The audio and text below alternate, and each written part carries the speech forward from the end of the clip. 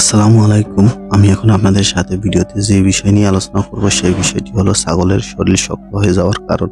বাচ্চা জন্মের পর দেখা যায় অনেক ছাগলেরই গা শক্ত থাকে বা ধরলে পর একটা শক্ত হয়ে ডিমিরি দিয়ে বসে থাকে বা পিছলে যেরকম ডিমিরি দিয়ে থাকে এরকম হয়ে থাকে, বা অনেক সময় দেখা যায় যে ধনুষ্টঙ্কার রোগ হলে যেরকম শক্ত হয়ে যায় গা গাতর এবং ধনুকের মতো ব্যাকা হয়ে যায় এরকম।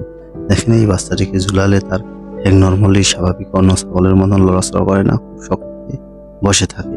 এটি একটি রোগ, এটি একটি অনেক সময় যারা ইসলামিক দৃষ্টিতে বা অনেক পুরানি ছাগল পালন করে থাকে তারা বলে উপরি রোগ। এই রোগটি যদি উপরি রোগ হয়ে থাকে তাহলে এরকম হয়ে থাকে, অনেকে বলে থাকে। আবার অনেকে বলে থাকে যে থায়ামিনের অভাবের কারণে হয়েছে, অনেকে বলে থাকে এডিথির অভাব, ভিটামিনের অভাবের কারণে হয়ে থাকে। এই ধরনের রোগ যদি হয়ে থাকে তাহলে আপনার খামারে কি করবেন, বা আপনার খামারে ছাগলের যদি এই রোগ হয়ে থাকে আপনারা কোথায় যাবেন? এই ধরনের যদি রোগ হয়ে থাকে তাহলে আপনারা পশু হাসপাতালে একজন অভিজ্ঞ ডাক্তারের মাধ্যমে চিকিৎসা নেবেন, তাহলে আপনার ছাগলটি দ্রুত ভালো হয়ে যাবে। কেননা আপনার কোনো প্রকার ঔষধই নেই বা অর্থ খরচ করে আপনার লাভ হবে না। এটির জন্য সঠিক চিকিৎসা করতে হবে, কেননা আপনি একটার পর একটা ভিটামিন খাওয়ালেন বা অন্য কিছু খাওয়ালেন তাতে কোনো লাভ হবে না। অনেক সময় দেখা যায় যে ছাগলটি আস্তে আস্তে বড় হলে এই সমস্যার সমাধান হয়ে যায়, কেননা আপনি বুঝতে পারেন না কোন ঔষধে ভালো কাজ করেছে।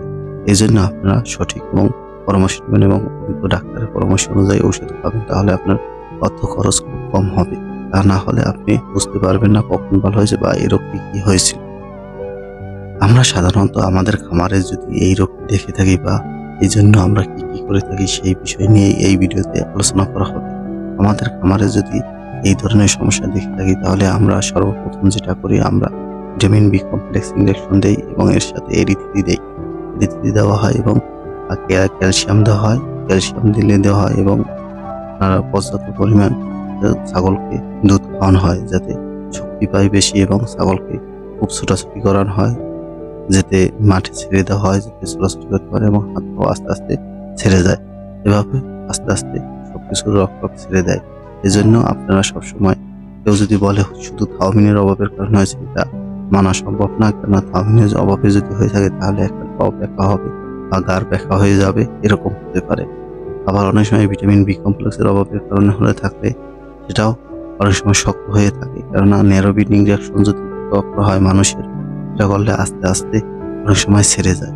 দেখা যায় অনেক সময় অনেক ক্যালসিয়াম ফল করে বা অনেক ছাগল আস্তে আস্তে হাত পা শক্ত হয়ে গেছে কিন্তু দাঁড়াতে পারতেছে না, কাঁপে, তখন এই ট্রিটমেন্ট দিলে ভালো হয়ে যায়। সেম এরকমই একটু ডোজ কমিয়ে যদি আপনারা ট্রিটমেন্ট করে থাকেন তাহলে এটা দ্রুত সুস্থ হয়ে যায়। আপনি মনে রাখবেন এটা 10 কেজি বডি ওয়েটের জন্য 1 সিসি ব্যবহার করা হয়, একটা অ্যাম্পুলেন্সে 3 সিসি পরিমাণ থাকে। তাই আপনারা যদি এই ধরনের ঔষধ ব্যবহার করেন তাহলে অতি দ্রুত সতর্কতার সাথে ব্যবহার করবেন, কারণ আপনি এই ঔষধের বিপদে যদি না জানা থাকেন ঔষধের ব্যাপারে তাহলে আপনারা জেনে এবং বুঝে তারপরে এটা করবেন। আমার এই ভিডিওটি ভালো লাগলে প্লিজ সাবস্ক্রাইব।